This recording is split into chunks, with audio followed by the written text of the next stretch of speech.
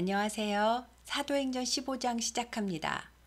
바울과 바나바의 이방인 선교에 대한 소식을 듣고 유대로부터 수리아 안디옥 교회로 사람들이 찾아와서는 너희가 모세의 법대로 할례를 받지 아니하면 능히 구원을 받지 못하리라 라고 가르치더랍니다.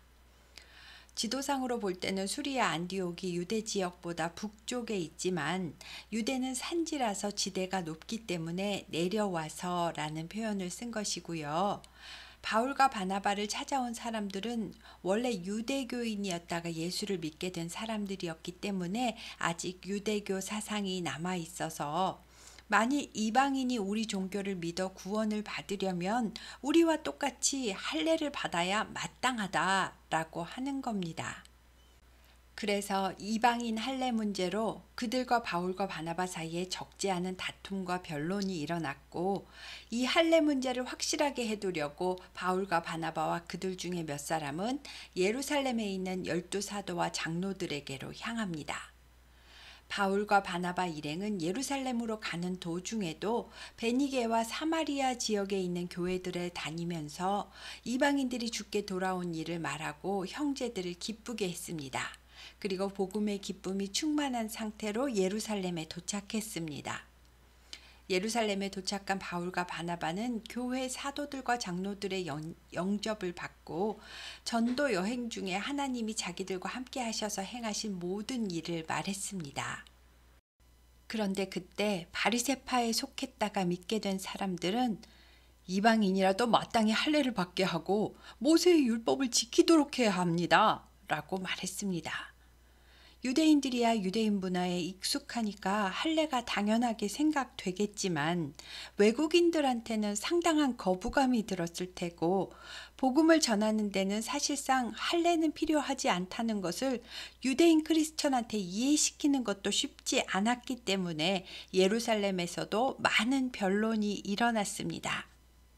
그때 베드로가 일어나서 여러분, 우리가 주 예수의 은혜로 구원받았지 우리가 율법을 지키는 행위의 공로로 구원받았습니까?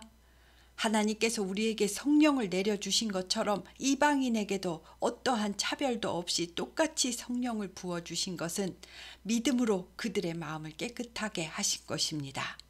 그런데 어찌하여 우리도 지키기 어려운 율법을 이방인들에게 지키도록 강요하려는 것입니까? 구원은 오직 주 예수의 은혜로 받는 것입니다 라고 말했습니다. 그러자 사람들은 아무 말도 못했고, 바울과 바나바는 자기들을 통해 하나님께서 이방인에게 행하신 표적들에 대해 말해 주었습니다. 이 말을 듣고 있던 예수님의 동생 야고보가 형제들이여, 시몬 베드로가 말한 것처럼 하나님이 처음으로 이방인들 중에서 자기 이름을 위한 백성을 취하시려고 그들을 돌보신 것은 이미 구약 성경에 말씀하신 예언의 성취입니다. 구약의 선지자 아모스도 이후에 내가 돌아와서 다윗의 무너진 장막을 다시 지으며 또 그 허물어진 것을 다시 지어 일으키리니 이는 그 남은 사람들과 내 이름으로 일컬음을 받는 모든 이방인들로 주를 찾게 하려 함이로다 라고 예언하지 않았습니까? 이방인의 구원 계획은 이미 오래전부터 예언된 것입니다. 그러므로 여러분, 내 의견에는 이방인 중에서 하나님께로 돌아오는 자들을 괴롭게 하지 말고 다만 우상의 더러운 것과 음행과 목매어 죽인 것과 피를 멀리하라고 편지하는 것이 옳다고 생각합니다 라고 말했습니다. 이방인들에게 힘든 율법의 멍에를 지우게 하지 말고 몇 가지 기본적인 율례는 지키도록 하자는 겁니다. 그것은 우상 제물을 먹지 말고 피를 먹지 말고 목매어 죽여 피가 제거되지 않은 고기는 먹지 말고 음행을 멀리하라는 이 4가지입니다. 야고보의 이 제안으로 할례 문제는 이방인 전도에 더 이상 걸림돌이 되지 않게 되었습니다. 예루살렘 본부, 즉 예루살렘 공의회는 이방인 신자들에 대한 규례를 정하고 이 규례에 대한 공문을 사절단을 통해 안디옥 교회에 전달하기로 하고 유다와 실라를 사절단으로 파송합니다. 이렇게 이 편지는 각 이방인 교회로 전달되었고, 구원은 하나님의 은혜로 받는 것임을 모두에게 확실히 한 것입니다. 사절단은 안디옥에 도착하여 이 편지를 여러 이방인 교회에 전달하였고 이방인 교회는 이 소식을 기쁨으로 받아들였습니다. 이 편지는 이방인 신자들에게 율법의 부담으로부터 자유하게 했을 뿐 아니라 이방인 신자들도 공식적으로 그리스도교의 한 형제로 인정받는 내용이기 때문입니다. 유다와 실라는 예언자적 은사를 받은 선지자였고 여러 말씀으로 형제들을 권면하여 믿음을 굳게 했으며 그 후 평안 가운데 예루살렘으로 돌아갔습니다. 그리고 안디옥 교회에 남은 바울과 바나바는 수많은 사람들에게 말씀을 가르치고 전파하는 사역을 계속했답니다. 그 후 얼마의 시간이 지난 뒤 바울이 바나바에게 우리가 주의 말씀을 전했던 각성으로 다시 가서 형제들이 어떠한가 방문해 보자 라고 다시 선교 여행을 가자고 제안했습니다. 바나바는 좋다고 하며 조카인 마가도 함께 데리고 가자고 했더니 마가는 1차 전도 여행 때 우리를 떠나 중간에 돌아가 버렸기 때문에 그런 자를 데리고 가는 것은 옳지 않다라고 하며 거절했습니다. 바나바는 그럴 수도 있는 거 아니냐, 다시 한번 기회를 주어야 하지 않느냐 라며 마가를 데리고 가겠다고 했지만 바울이 완강히 거부하여 두 사람은 심하게 다투고 그럼 따로따로 가자고 갈라섰답니다. 그래서 바나바는 마가를 데리고 구브로 섬으로 가고 바울은 사절단으로 왔던 실라를 택한 후에 수리아와 길리기아로 2차 선교 여행을 떠났습니다. 1차 때 선교 여행을 다녔던 지역은 갈라디아 지역인데요. 그 사이에 바울은 갈라디아서를 써서 편지를 보냈고 다시 교회들을 둘러보기 위해 2차 선교 여행을 가는 겁니다. 바울과 실라는 더베와 루스드라에 도착했을 때 디모데라는 제자를 만났는데요. 아마도 이 디모데는 1차 선교 여행 때 복음을 듣고 믿게 된 제자였을 겁니다. 디모데의 어머니는 믿는 유대 여자였고 아버지는 헬라인이었는데 디모데는 루스드라와 이고니온에 있는 형제들에게 신앙과 성품을 인정받는 칭찬받는 사람이었고 바울은 이런 디모데도 함께 데리고 다니기를 원했습니다. 그런데요, 바울이 디모데와 동역하기 전에 디모데에게 할례를 받게 했답니다. 그 이유는 그 지역에 있는 유대인들이 디모데의 아버지가 헬라인이라는 것을 다 알았기 때문이라는데 이미 예루살렘 교회에서 이방인 할례 문제가 구원과는 상관이 없기 때문에 이방인에게 할례를 강요하지 않는다라고 공식적으로 결론이 났었지만 복음 전파의 사역자로 다니기에는 유대인 어머니라면 자식에게 할례를 받게 했을 것이다 라는 통념 때문에 전도하는 데 걸림돌이 되지 않도록 할례를 받도록 한 거랍니다. 할례의 상처가 다 아문 다음 바울과 실라와 디모데는 함께 여러 성으로 다니며 교회를 방문했고 예루살렘에 있는 사도와 장로들이 작성한 규례를 전해주고 지키게 했습니다. 이렇게 여러 지역의 교회가 하나의 규례로 경건하게 나아가게 되니 믿음이 더 굳건해지고 성도의 수는 날마다 늘어났습니다. 바울과 그의 동역자들은 부르기아와 갈라디아 지역을 지나며 무시아 앞에서 비두니아 방향으로 다음에 이동 경로를 잡았는데요. 성령께서 그리로 가지 못하게 막았답니다. 인간의 계획과 하나님의 계획은 다를 수 있고 하나님께서 막으실 때는 이유가 있습니다. 이럴 때는 하나님과 씨름할 것이 아니라 나의 계획을 내려놓고 하나님 뜻에 순종해야 하기 때문에 바울도 비두니아로 가려는 모든 계획을 중지하고 무시아를 지나 드로아로 내려갔습니다. 드로아는 지금의 트로이 지역이고요. 아시아와 유럽을 연결하는 항구 도시였습니다. 그날 밤 바울에게 환상이 보였는데 마게도냐 사람 하나가 서서 바울에게 마게도냐로 건너와서 우리를 도와주십시오 라고 하더랍니다. 그래서 바울은 하나님께서 마게도냐 사람들에게 복음을 전하라고 하시는 거구나 사고 즉시 마게도냐 지방으로 향했습니다. 이 일로 복음 전파가 유럽 지역으로 확장되게 된 것입니다.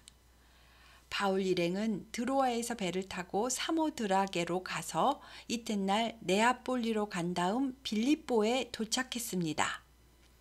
빌립보는 마게도니아 지방의 첫 번째 성이었고 로마의 중요한 식민지이기도 했습니다.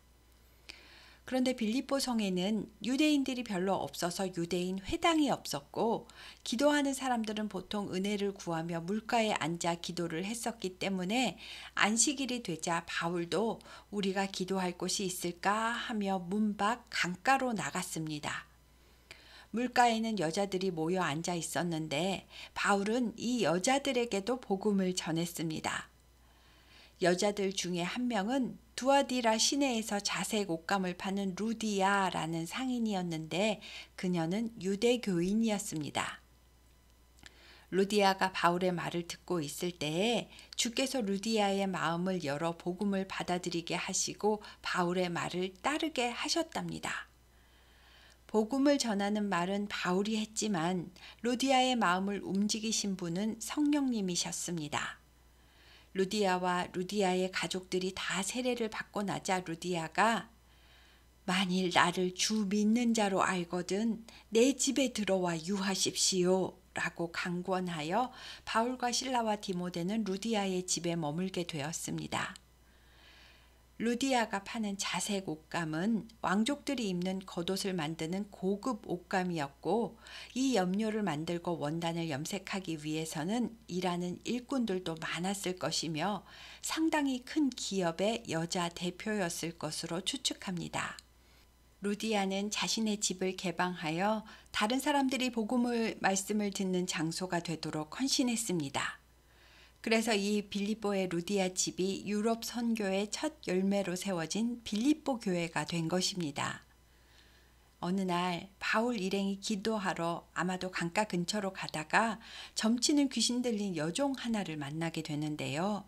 그 여종의 주인은 여종을 이용해 점을 봐주게 하고 사람들에게 돈을 받아 큰 이익을 얻었답니다. 그 여종이 바울 일행을 보자마자 소리를 지르며 따라와서는 이 사람들은 지극히 높은 하나님의 종으로서 구원의 길을 너희에게 전하는 자이다 라고 하더랍니다. 그런데 한 번만 그러는 게 아니라 볼 때마다 여러 날 동안 그러니까 방해가 되었고 바울이 그 귀신 들린 여종을 보고 귀신아 예수 그리스도의 이름으로 내가 네게 명하노니 그녀에게서 나오라 라고 하니 귀신이 즉시 나왔답니다. 귀신 들려 고통받던 여종은 해방되었지만 여종을 이용해 돈을 벌던 주인들은 화가 났습니다.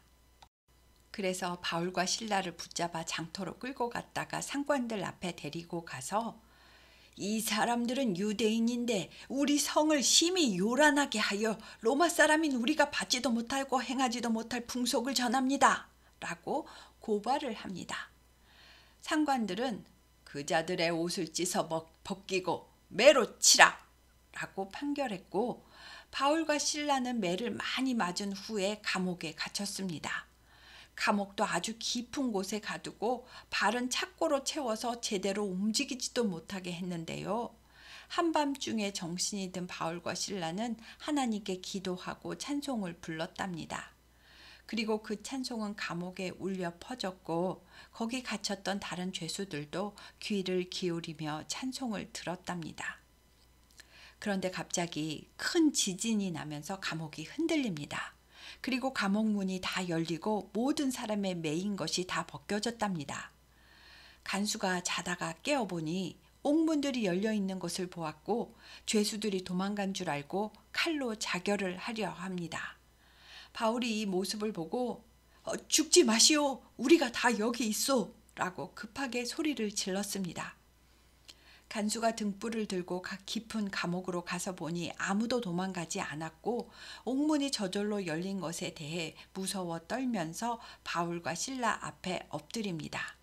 그리고 밖으로 나가서 선생들이여 내가 어떻게 하여야 구원을 받을 수 있습니까? 라고 묻습니다. 바울은 주 예수를 믿으라.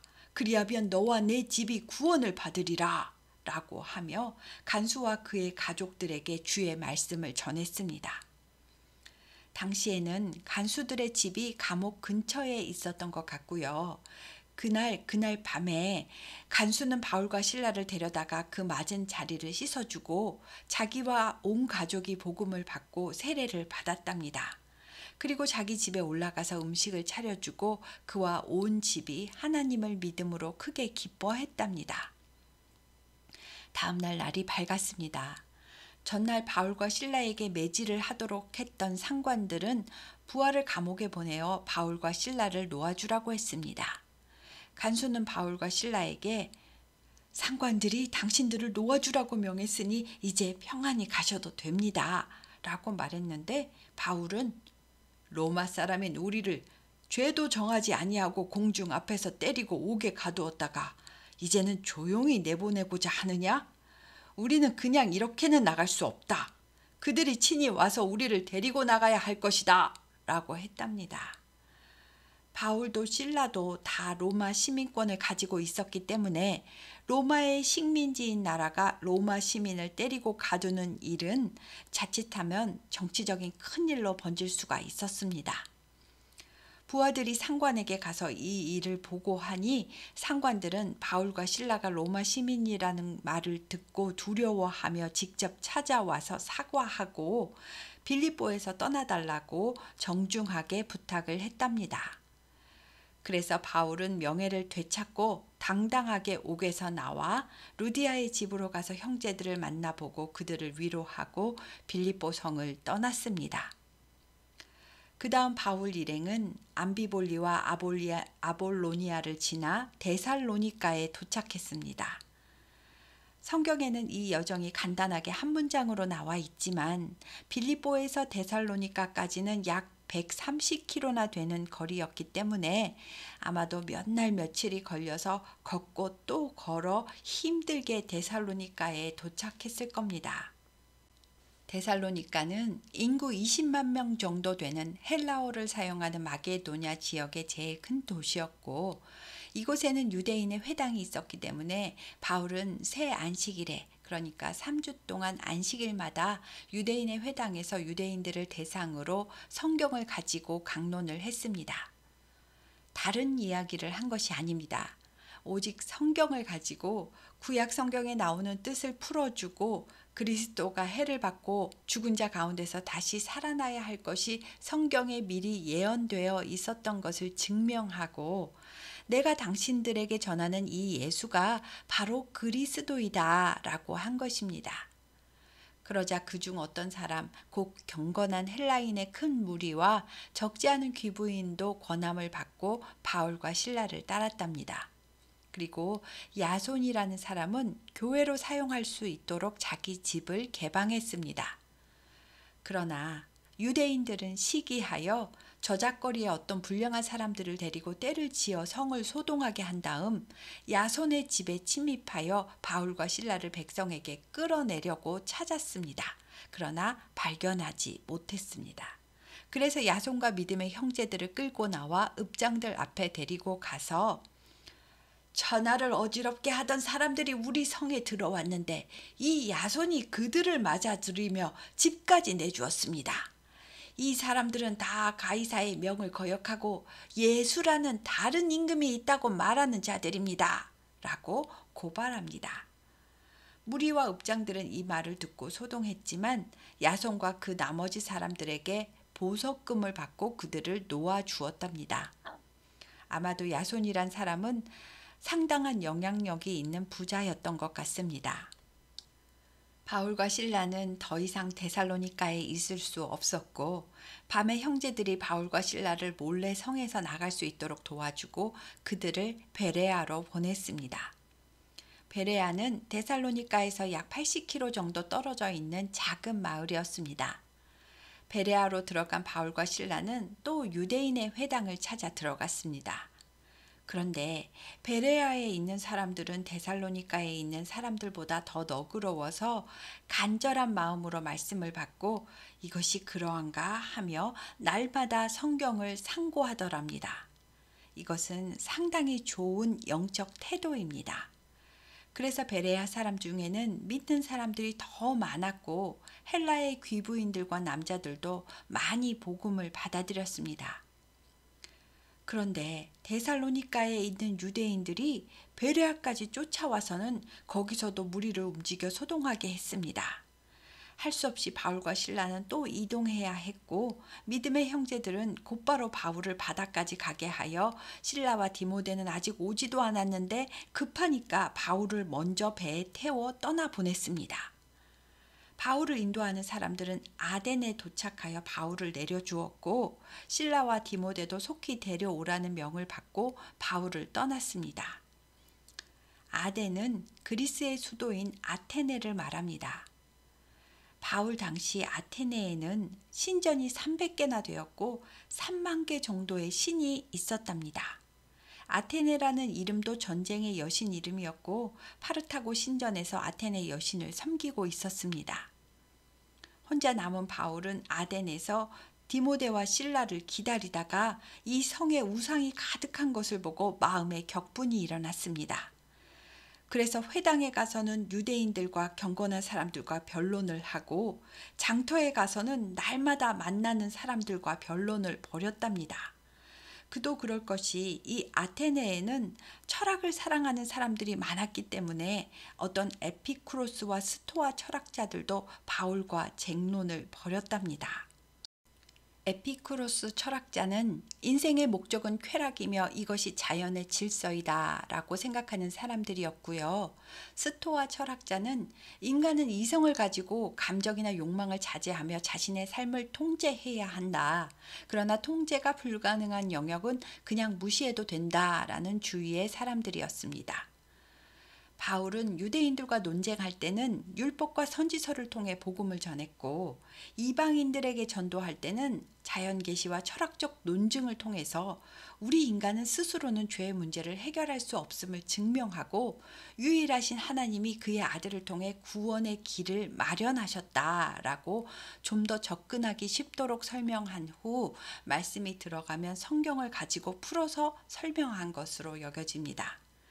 그러니까 바울은 언변도 뛰어나고 성경뿐만 아니라 철학적인 지식도 뛰어났던 사람이라고 생각됩니다. 옆에서 듣던 사람 중에 어떤 사람은 이 말쟁이가 무슨 말을 하고자 하는 거냐 라고도 하고 어떤 사람은 바울이 예수 부활을 전하니까 이 자는 이방신들을 전하는 사람인가 보다 라고도 했답니다. 그리고 바울에게 아레오바고로 가자고 권했는데요. 아레오바고는 아테네에서 철학적인 토론과 법률적 심의가 이루어지던 장소였고 아레오바고라는 말 그대로 법정이라는 뜻입니다. 그리고 철학에 관심이 많았던 사람들은 바울에게 네가 말하는 이 새로운 가르침에 대해 우리가 알아들을 수 있도록 다시 잘 설명 좀 해봐라 라고 했답니다. 그래서 바울은 아레오바고 가운데 서서 내가 와서 보니 아테네 사람들은 범사에 종교심이 많다는 것을 느꼈습니다. 내가 아테네를 두루 다니며 보니까 신을 섬기는 단이 아주 많더군요.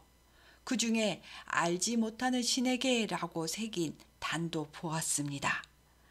나는 여러분에게 그 알지 못하는 신이 누구인지 알려주고자 합니다. 우주와 천지 만물을 지으신 하나님은 인간을 창조하셨고 만민에게 생명과 호흡과 만물을 친히 주시는 분이시며 그분은 부족한 것이 전혀 없으시니 사람의 손으로 섬김을 받으시는 분이 아니십니다. 하나님께서 처음에는 우리 인류의 모든 족속을 한 혈통으로 만드사 온 땅에 살게 하셨고 그들의 연대를 정하시며 거주의 경계를 한정하셨으니 우리 인류의 목적은 하나님을 찾고 그분을 알게 되는 것입니다. 이 아테네의 시인 중에 한 명이 말하기를 우리가 그의 소생이라 라고 한 것처럼 우리는 모두 하나님의 소생이므로 오직 그분을 힘입고 의지하며 살아가는 것입니다. 그런즉 금이나 은이나 돌에다 사람의 손으로 새겨 만든 우상과 인간과 천지 만물을 창조하신 하나님이 어떻게 같은 신이라고 비교할 수가 있겠습니까? 이전에 알지 못하던 시대에는 하나님이 그냥 두시고 간과하셨으나 이제는 그렇지 않습니다. 이제는 하나님께서 어느 나라, 어느 민족이든지 사람에게 다 회개하라고 명령하셨습니다. 나는 그것을 전하기 위해 여기까지 왔습니다.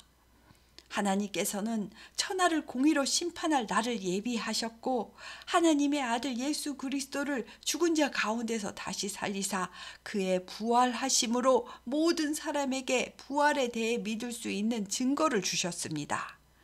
그리하여 주를 믿으면 심판을 면하고 구원을 받게 됩니다. 그러나 믿지 않으면 심판을 받게 됩니다.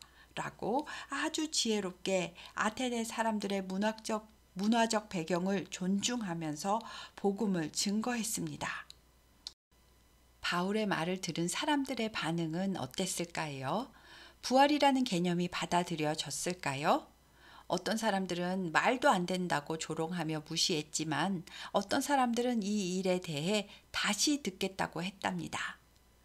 복음을 전하는 것은 화려한 언변이나 논쟁의 승리로 전달되는 것이 아니라 성경 말씀을 통한 성령의 역사하심과 은혜로 전달되는 것이며 우리가 진짜니까 니네는 무지해 라며 상대방을 무시하는 태도는 복음 전달자의 태도가 아니라는 것을 바울을 통해 배우고 알 수 있습니다. 전도의 의미는 도를 전달한다는 말이잖아요. 사도 바울의 전도 내용을 보시면 예수 믿으면 소원이 이루어진다, 잘 살게 된다 이런 말은 하지 않았습니다. 자기 안에 먼저 성경의 도, 즉 말씀의 가르침들을 가득 채우고 그 성경의 범위 안에서만 하나님의 도, 십자가의 도를 이방인의 상황에 맞게 풀어서 설명하고 있다는 것을 알 수 있습니다. 아테네는 워낙 우상 숭배가 많은 지역이라서 많은 무리에게 복음이 들어가지는 못했지만 그래도 아레오바고의 설교로 아테네에 사는 아레오바고 관리 디오누시오와 다말이라 하는 여자와 또 다른 몇 사람이 예수 믿는 신자가 되었다라는 이야기로 17장이 끝났습니다. 오늘은 15장부터 17장까지 했습니다. 감사합니다.